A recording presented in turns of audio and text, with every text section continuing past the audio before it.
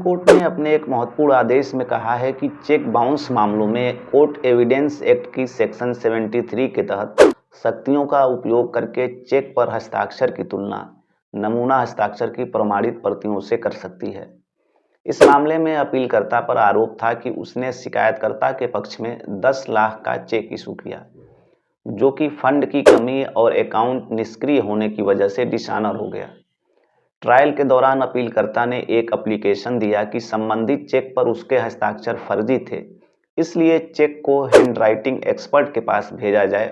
ताकि लिखावट और उस पर सिग्नेचर की तुलना की जा सके। ट्रायल कोर्ट ने उस एप्लीकेशन को रिजेक्ट करते हुए कहा कि इसका मकसद ट्रायल में देरी करना है और चूंकि मामला बचाव के स्टेज पर है और आरोपी सिग्नेचर के फर्जी होने के संबंध में सबूत पेश कर सकता है,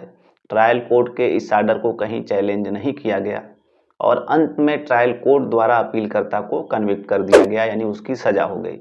इसके बाद अपीलकर्ता द्वारा प्रिंसिपल सेशन जज के यहाँ अपील की गई और सीआरपीसी के सेक्शन 391 391 के तहत एक आवेदन दिया गया कि विवादित चेक पर उसके हस्ताक्षर फर्जी थे और हस्ताक्षर को हैंडराइटिंग एक्सपर्ट से वेरीफाई कराया जाए और डाकघर से संबंधित अधिकारी को बुलाया जाए ताकि यह बात साबित हो सके कि उसे एनआई एक्ट के तहत कोई नोटिस नहीं मिला था। इस एप्लीकेशन को भी प्रिंसिपल सेशन जज द्वारा खारिज कर दिया गया। उपरोक्त आदेश को हाईकोर्ट में चुनौती दी गई, जिसे हाईकोर्ट ने भी खारिज कर दिया। गुजरात हाईकोर्ट के इस आदेश को सुप्रीम कोर्ट में अपील की गई। सुप्रीम कोर्ट ने कहा कि बैंक चेक रिटर्न मेमो के अनुसार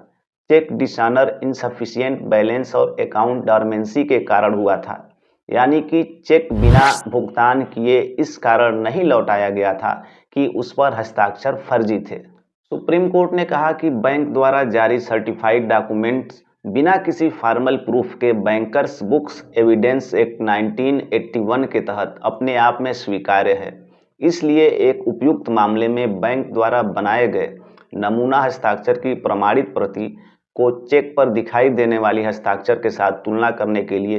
एविडेंस एक्ट के सेक्शन 73 के तहत कोर्ट से अनुरोध करके प्राप्त किया जा सकता है।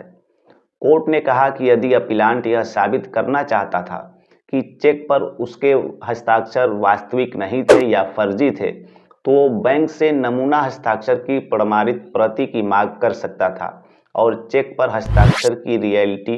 या अन्यथा के संबंध में बैंक अधिकारी को अपने बचाव में एविडेंस देने के लिए बुलाने की मांग कर सकता था। कोर्ट ने कहा कि जहां तक अपीलकर्ता के इस आरोप का सवाल है कि उसे एनआई एक्ट के सेक्शन 138 के तहत कोई नोटिस नहीं मिला, अपीलाट कोर्ट पर निर्भर करेगा कि वह रिकॉर्ड पर मौजूद एविडेंस के आधार पर इसकी जांच करे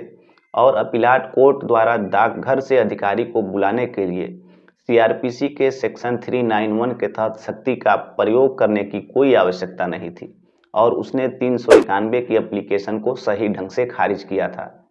सुप्रीम कोर्ट ने कहा कि उपरोक्त तथ्यों के आधार पर उपरोक्त आदेश में कोई खामी नहीं दिखी और अपील में योग्यता न होने की वजह से अपील खारिज किया जाता है।